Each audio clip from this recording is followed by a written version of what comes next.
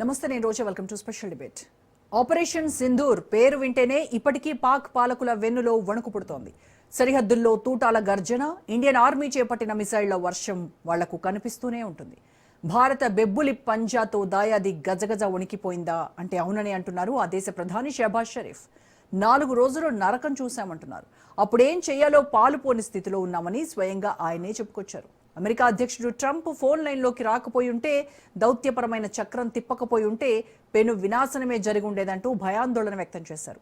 ఇస్లామాబాద్లోని USA embassy సాక్షిగా పాక్ ప్రధాని చేసిన వ్యాఖ్యలు దుమారం రేపుతున్నాయి. మెప్పు కోసం పాత పాటపై ఇవాల్టి స్పెషల్ డిబేట్.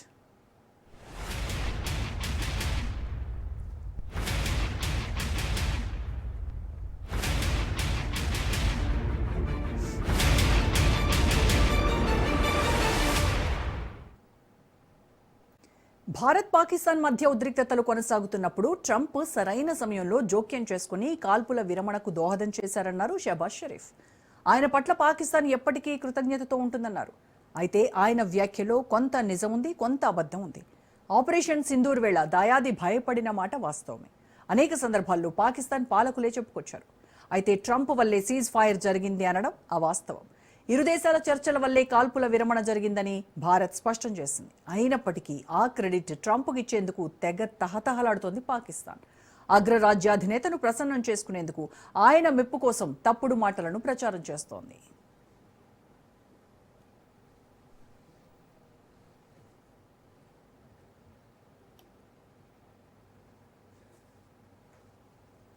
అమెరికా 250వ స్వాతంత్ర దినోత్సవం సందర్భంగా యుఎస్ ఎంబసీ నిర్వహించిన కార్యక్రమంలో పాకిస్తాన్ ప్రధాని షహబాజ్ కీలక వ్యాఖ్యలు చేశారు. పహల్గాం ఉగ్రదాడి తర్వాత ఇండియా, పాకిస్తాన్ మధ్య కొనసాగిన ఉద్రిక్తతలను ప్రస్తావించారు. పహల్గాం ఘటన తర్వాత భారత్ మాపై దాడికి దిగింది. ఆ సమయంలో ట్రంప్ జోక్యంతోనే కాల్పుల విరమణ సాధ్యమైందంటూ మళ్లీ పాత పాటే పాడారు. అమెరికా ప్రెసిడెంట్ను శాంతి దూతగా మార్చేందుకు షహబాజ్ ప్రయత్నించారు. ట్రంప్ తన కీలక నిర్ణయంతో దక్షిణాసియాలో శాంతిని నెలకొల్పి లక్షల మందిని కాపాడారని చెప్పుకొచ్చారు.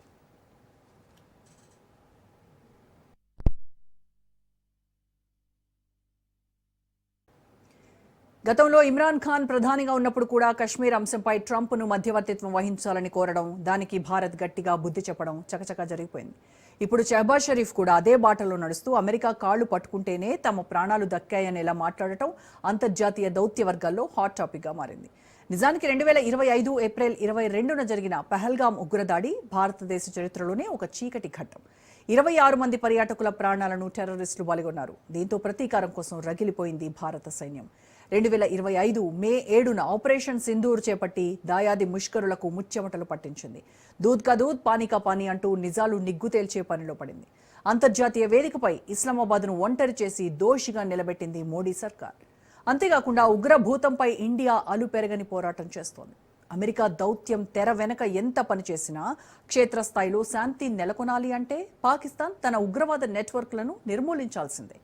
అప్పుడే ఆ దేశానికి భవిష్యత్తు, లేదంటే ఏకాకిగా మిగిలిపోవడం ఖాయం. దీనికి సంబంధించి ఇవాళ డిబేట్లో కూడా మనం మాట్లాడదాం. డిబేట్లో పార్టిసిపేట్ చేస్తున్నారు senior journalist and senior analyst doctor అంది సత్యం గారు. సత్యం గారు నమస్కారం సార్.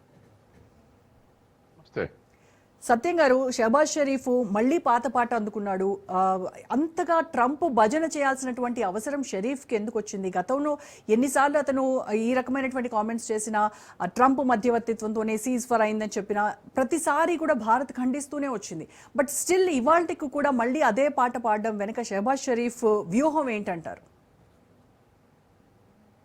సహజంగానే షరీఫ్ ప్రభుత్వం ప్రజలతోటి ఎన్నుకోబడ్డది కాదు. పాకిస్తాన్ పార్లమెంట్ ఎలక్షన్లో ఇమ్రాన్ ఖాన్ గెలిచిండు. ఇమ్రాన్ ఖాన్ అమెరికా వ్యతిరేక వైఖరి ప్రారంభించడంతో అమెరికా ఇష్టపడలేదు. కాబట్టి అమెరికా ఇమ్రాన్ ఖాన్ పార్టీ నుంచి దరిదాపు 32 మంది ఎంపీలను చీల్చి ఇప్పుడున్న ప్రభుత్వానికి సపోర్ట్ ఇస్తుంది. దాంతో ఇవాళ షరీఫ్ కానీ ఇతర పాలకులు కానీ అధికారంలో ఉన్నారు. కాబట్టి అది ఆ పప్పెట్ గవర్నమెంట్ అంతే తప్ప ప్రజలతో ఎన్నుకున్నది కాదు. తర్వాత రెండోది, అధ్యక్షుని ప్రధానమంత్రిని పక్కకు పెట్టి మున్నీరు ద్వారా పాకిస్తాన్ని గైడ్ చేస్తుంది అమెరికా. కాబట్టి అమెరికా ఆశీస్సులతోటి, మరి పర్టికులర్గా పోవాలంటే ట్రంప్ ఆశీస్సులతోటి ఇవాళ పాకిస్తాన్లో గవర్నమెంట్ ఎగ్జిస్ట్ అయి ఉన్నది. ఇదొక అంశం. తర్వాత రెండోది, ఇవాళ షరీఫ్ ఆ స్టేట్మెంట్ ఇవ్వటం వల్ల ట్రంప్కి ఏమో చాలా ఆహ్లాదంగా ఉంటుంది, మోడీకి చాలా నిరుత్సాహంగా ఉంటుంది. ఎందుకంటే మన దేశంలో సిమ్లా అగ్రిమెంట్ ఉంది. బయలేటరల్ రిలేషన్స్లో, బయలేటరల్ అగ్రిమెంట్లో ఏ దేశం థర్డ్ కంట్రీ జోక్యం చేసుకోవడానికి వీల్లేదని అగ్రిమెంట్ ఉంది. ఆ అగ్రిమెంట్ వాజ్పేయి కాలంలో కూడా రాటిఫికేషన్ ఇచ్చారు. అదే అగ్రిమెంట్ కంటిన్యూ అవుతుంది.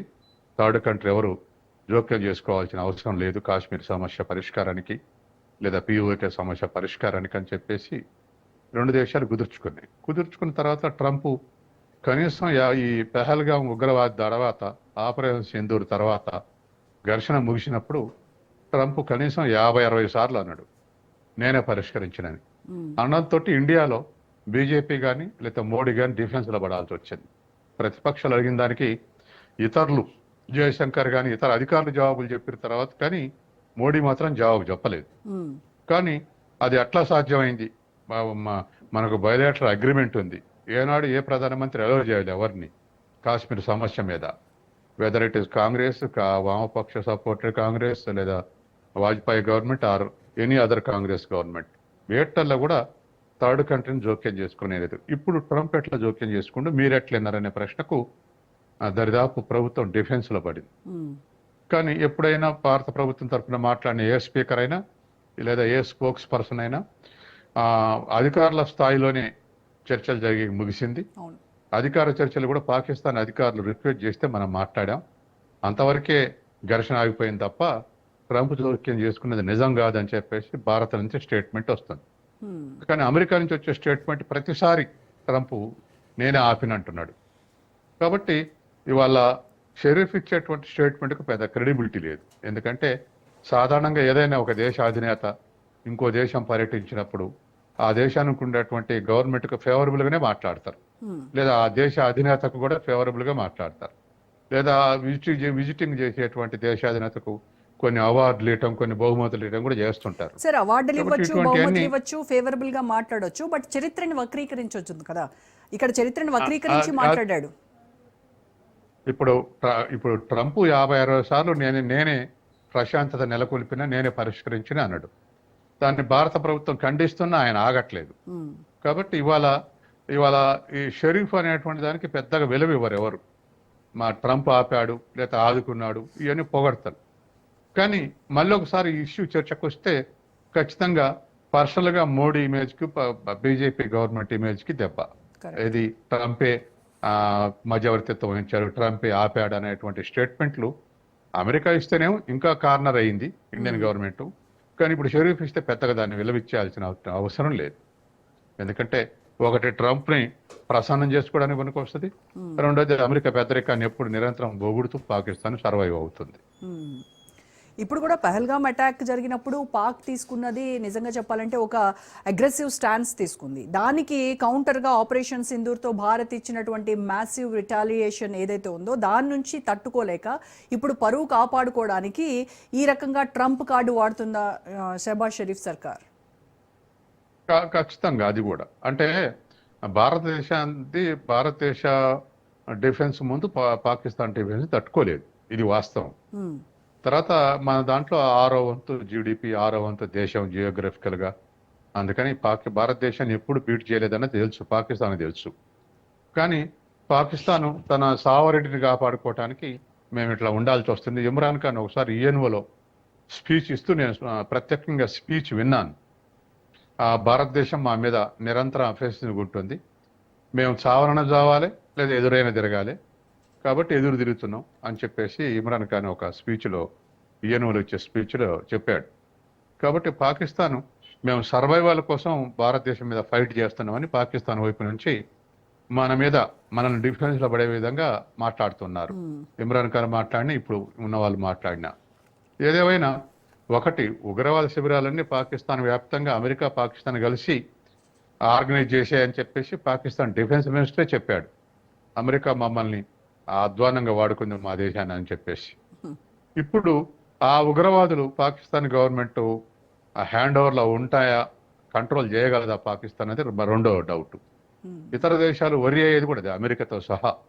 ఈ ఆటమిక్ పవర్ అంతా ఉగ్రవాదుల చేతులకు పోతాయా అనేటువంటిది కూడా ఒక డౌట్ ఉంది. కాబట్టి ఇప్పుడున్నటువంటి పరిస్థితుల్లో ఆ, ఎవరు నివారించినా నివారించబడది రెండు దేశాలకు మంచిదే. కానీ ఉగ్రవాదుల్ని అణిచివేసి మళ్ళీ పహల్గాం ఇన్సిడెంట్ లాంటి ఇన్సిడెంట్లు జరగకుండా చూడటం అనేది పాకిస్తాన్ ప్రభుత్వం యొక్క కర్తవ్యం, దాని బాధ్యత కూడా. అది లేకపోతే మళ్ళీ కౌంటర్ అటాక్స్ జరిగేటువంటి అవకాశం. అంటే షహబాజ్ ఈ డెస్పరేట్ నెరేటివ్ ఇదంతా చూస్తూ ఉంటే ఆయన అసలు ఇంటర్నేషనల్ కమ్యూనిటీకి ఏం సిగ్నల్ ఇద్దాం అనుకుంటున్నారు అనేది ఒక క్వశ్చన్ మార్క్. అంటే ఉగ్రవాదాన్ని కంట్రోల్ చేయలేక ఇలాంటి ఫాల్స్ క్లెయిమ్స్తో పాకిస్తాన్ పబ్లిక్ను బురిడి కొట్టించాలని ప్రయత్నం చేస్తోందా? ఖచ్చితంగా ఈ స్టేట్మెంట్ ఇచ్చి అదే ఎలివేట్ అవుద్ది. భారతదేశం ఎప్పుడు మా మీద అటాక్ చేయాలనుకుంటుంది, అటాక్ చేసింది, అమెరికా కాపాడింది అంటే దాని అర్థం ఏమిటి?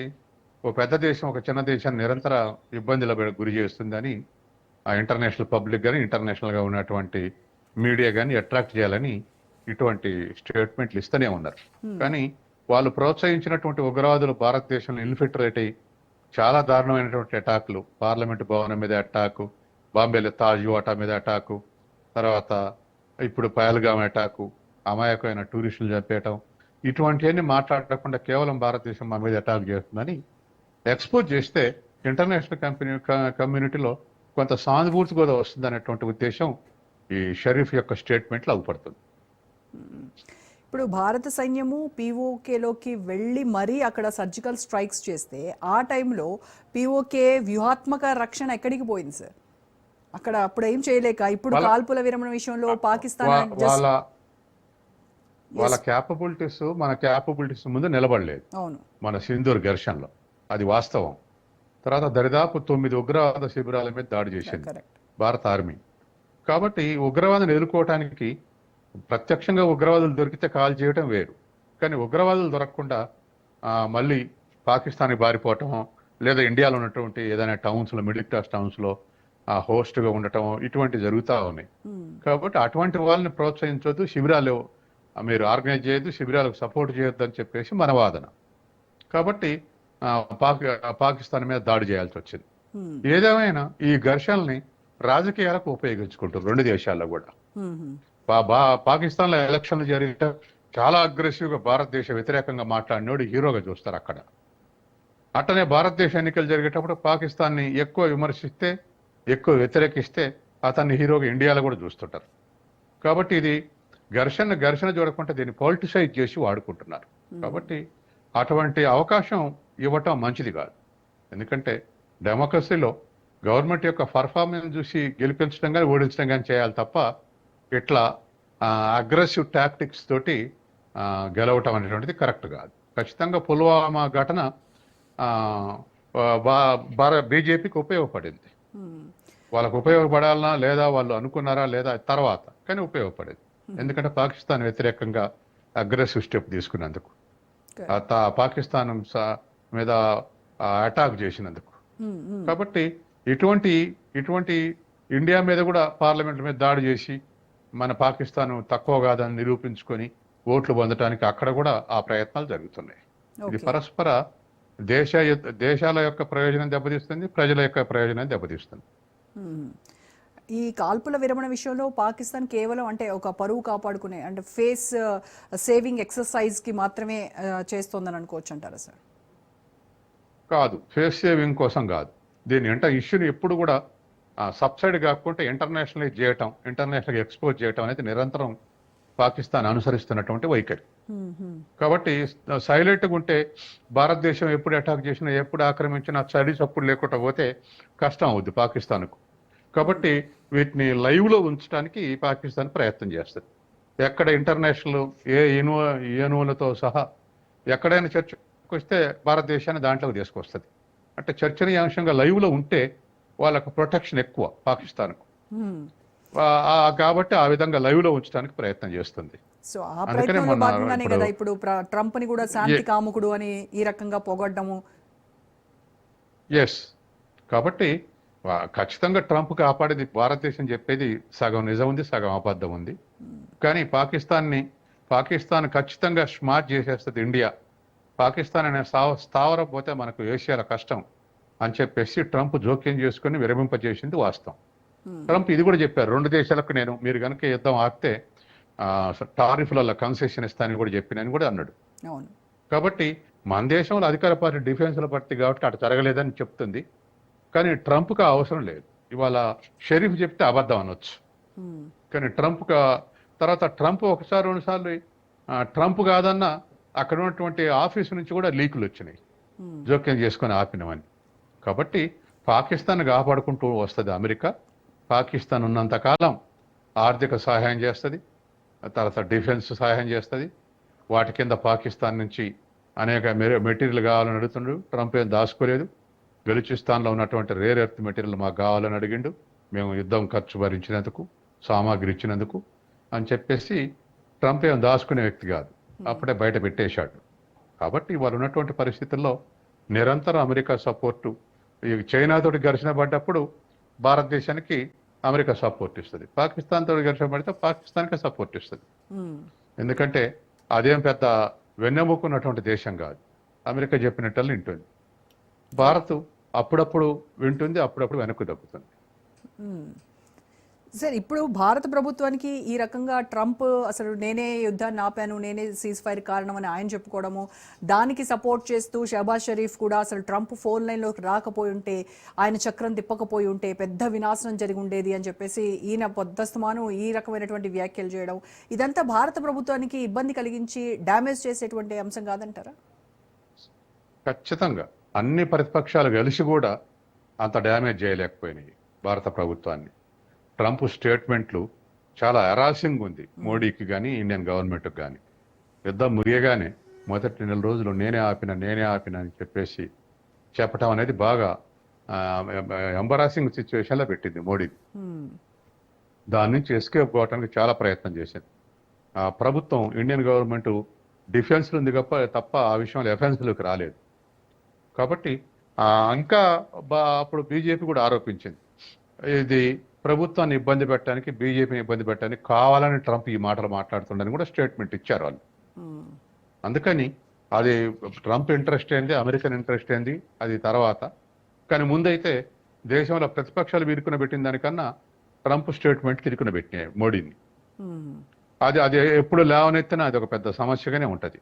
ఎలక్షన్ల ముందర ఇటువంటి స్టేట్మెంట్లు ఇచ్చారనుకోండి, ఎడ్యుకేటెడ్ ఉన్నటువంటి ప్రాంతాల్లో ఖచ్చితంగా ఇన్ఫ్లుయెన్స్ చేస్తుంది ఓటింగ్ ప్యాటర్న్ని. కాబట్టి అసలు పాకిస్తాన్ అమెరికా అబద్ధం అని ఒక్కసారి కూడా చెప్పట్లే, మేము జోక్యం చేసుకోలేదు అన్న స్టేట్మెంట్ రావట్లే. అవును, అవును. అయితే అమెరికా విధించేటువంటి ఈ డబ్బుల కోసము, అప్పులు ఇచ్చేటువంటి దీనికోసము, IMF బెయిల్అవుట్ ప్యాకేజెస్, వీటి కోసమే ఈ షహబాజ్ షరీఫ్ ఇంత భజన చేస్తున్నాడా? ట్రంప్కి ఇంత దిగజారిపోయి మరి ఇలాంటి వ్యాఖ్యలు పదే పదే మాట్లాడుతున్నాడు అంటారా? ఖచ్చితంగా అండి. పాకిస్తాన్ ఎకానమీ డోల్ డ్రమ్స్లో ఉంది. ఇటువంటి పరిస్థితుల్లో ఇంటర్నేషనల్గా అప్పు కావాలన్నా, ఇంటర్నేషనల్లో హెల్ప్ కావాలన్నా దానికి దిక్కు ఖచ్చితంగా అమెరికానే. కాబట్టి అటువంటి పరిస్థితుల్లో ఆ దేశాన్ని వేడుకోలు చేయక తప్పదు. అందుకని అప్పుడప్పుడు వేడుకుంటూ ఉంటారు. ఈ పరిస్థితి భారతదేశానికి లేదు. అందుకే కంప్లీట్గా సరెండర్ అయిన దేశాన్ని అమెరికా బాగా ఇష్టపడుతుంది, అందులో పాకిస్తాన్ని చాలా ఇష్టపడుతుంది. ఎందుకంటే చైనాతోటేమో ఆర్థిక వైరుధ్యం ఉంది, పోటాపోటీగా ఎవరు ఫస్ట్ రానున్న కాలంలో అనేటువంటి పోటీలో వాళ్ళు ఉన్నారు. భారతదేశం రష్యాకు మిత్రుడుగా ఉన్న సంగతి భారతదేశం అమెరికాకు తెలుసు. కానీ గత 10 ఏళ్లుగా నెమ్మదిగా from Russia to America shift అవుతా ఉన్నాం, టువర్డ్స్ అమెరికా షిఫ్ట్ అవుతా ఉన్నాం. కానీ మొన్న పాకిస్తాన్ ఘర్షణ జరగతోటి ఆ షిఫ్ట్ అనేది ఆగిపోయింది, షిఫ్టింగ్ అనేది ఆగిపోయింది. నమ్మకంగా మన మిత్రుడు లేదా మోడీ మిత్రుడు ఇక పాకిస్తాన్ వదిలేసి మనతోటి సపోర్టింగ్ ఉంటాడని అనుకున్నాం, అందరం భ్రమపడ్డాం 10 ఏళ్ల దాంట్లో. కానీ తీరం మన పాకిస్తాన్ ఘర్షణలో అసలు స్వరూపం బయటపడింది. అప్పటి నుంచి భారతదేశం కూడా ఉండాల్సినంత దూరంలో ఉంటుంది, అంతకుముందు ఉన్నటువంటి పరిస్థితి లేదు. కాబట్టి ఏదేమైనా మన సావరెంట్ మనం రక్షించుకోవటానికి ఒక అధికార పార్టీకే బాధ్యత లేదు, ప్రతిపక్షాలకు కూడా బాధ్యత ఉంది. కాబట్టి అన్ని రకాల వర్గాలు కూడా సావరెంట్ని కాపాడుకోవాలంటే దానికి ఒక పొలిటికల్ డెసిషన్సే కావు, దానికి కావాల్సినటువంటి టెక్నికల్ గ్రోత్ ఉండాలి, మన కాళ్ళ మీద మనం నిలబడేటువంటి గ్రోత్ ఉండాలి, ఎకానమీ సెల్ఫ్ సఫిషియెంట్ గ్రోత్ ఉండాలి. చాలా ఫ్యాక్టర్స్ ఉన్నాయి, ఆ ఫ్యాక్టర్స్ ఉంటేనే నిలబడగలుగుతాం. అవేవి లేకుండా కాళ్ళల బలం లేకుండా సొంతం నిలబడలేనట్టే ఎకానమీ స్ట్రాంగ్ లేకుండా ఇతర దేశాలను ఎదిరించి నిలబడే పరిస్థితి ఉండదు. అసలు మీరు కాబట్టి చెప్పినటువంటి ఈ ఆ ప్రయత్నం ఫ్యాక్టర్స్ గురించి ఏ రోజన్నా పాకిస్తాన్ కల్లో కూడా ఊహించి ఉండదేమో. ఎందుకంటే ఎంతసేపటికి కా- పా- ఉగ్రవాదం పెంచి పోషించాలి, ఇదే వాళ్ళ స్టాండ్. పాకిస్తాన్లో ఆ, మూఢత్వం ఉంది. ఆ మూఢత్వం 60 ఏళ్ల నుంచి అదే మూఢత్వంలో కొనసాగింది. ఒక ఖదిర్ ఖాన్ ఆటమిక్ టెక్నాలజీని డెవలప్ చేయటం తప్ప మిగతా ఏ విషయంలోనూ పాకిస్తాన్ ముందుకు జరగలే. అట్నే స్టాండ్ స్టిల్ ఆ ఎకానమీ ఉంది. మనం కొంత గ్రో అయ్యాం. మనం సింగపూర్ తోటి, లేకపోతే కొరియా, జపాన్ తోటి, చైనా తోటి పోల్చుకోలేం, కానీ మనం కొంత మోడర్నైజ్ అవుతున్నాం. అయితే మన దేశానికి ప్రథమ ప్రధానిగా నెహ్రూ దొరకటం అనేది మన అదృష్టం. ఎందుకంటే ఆయన అప్పటికే సోవియట్ యూనియన్ చూసి ఇన్స్పైర్ అయ్యి ఫస్ట్ ప్లాన్లోనే అన్ని నీటి ప్రాజెక్టులకు ప్రారంభోత్సవం చేసిండు. నాగార్జున సాగర్ కూడా 1955లోనే ప్రారంభోత్సవం చేసిండు. అట్లాగే రెండో ప్రణాళికలోనే అన్ని ఆర్ఈసీలు, ఇప్పుడు ఎన్ఐటీలు, ఆర్ఈసీలని, ఐఐటీలని ప్రారంభించిండు. విత్ ఇన్ 51 ఎలక్షన్ జరిగినాయి. 56, 57 నాటికి ఉక్కు ఫ్యాక్టరీలు, నీటి ప్రాజెక్టులు, తర్వాత ఐఐటీలు, తర్వాత ఆర్ఈసీలు, ఇప్పుడు ఎన్ఐటీలు, ఇవన్నీ ప్రారంభించేశారు విత్ ఇన్ 10 yearsలో. కాబట్టి ఈ మోడర్న్ బేసు అమెరికాకు లభించలేదు, అది పాకిస్తాన్కు లభించలేదు. ఈ ఈ ఈ మోడర్న్ బేస్ ఇప్పటికి కూడా పెద్ద కాంట్రిబ్యూషన్ ఉంది. ఇవాళ ఇండియాలో ఎక్స్పర్ట్స్ అంటే ఎవరి నుంచి ఉన్నారంటే ఐఐటి, ఎన్ఐటీల నుంచి అనుకుంటున్నారు. ఇట్లా మిగతా అన్ని ఇన్స్టిట్యూట్ల నుంచి కూడా అటువంటి కాంట్రిబ్యూషన్ కొనసాగుతూ ఉంది.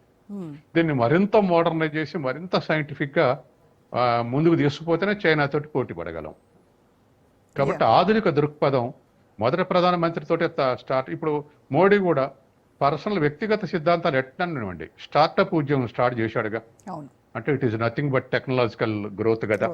కాబట్టి ఎవరైనా దీన్ని ఆశ్రయించాల్సిందే. ప్రొడక్టివిటీ ఎట్ట పెరుగుద్ది అంటే టెక్నాలజీ. ఇలాంటివన్నీ ఆలోచించకుండా దేశం ఆర్థిక అభివృద్ధి ఏ రకంగా ఏ దిశలో వెళ్తే మనం అభివృద్ధిలోకి వెళ్తామని ఆలోచించకుండా భారతదేశంపై పడి ఏడవడము, ఈ రకంగా చేస్తే ఆ పాకిస్తాను ఎప్పటికీ బాగుపడుతుంది? ఏ రోజుకైనా కనీసము వాళ్ళ ఎకానమీ దారిలో పడడం కావచ్చు, వాళ్ళ ఎడ్యుకేషన్ సిస్టమ్ సరిగ్గా ఉండడం కావచ్చు, వాళ్ళ హెల్త్ పైన వాళ్ళు ఎక్కువగా నిధులు పెట్టి హెల్త్ రంగాన్ని అభివృద్ధి చేసుకోవడం కావచ్చు, ఇవన్నీ జరుగుతాయా సార్ అసలు ఇన్ ఫ్యూచర్?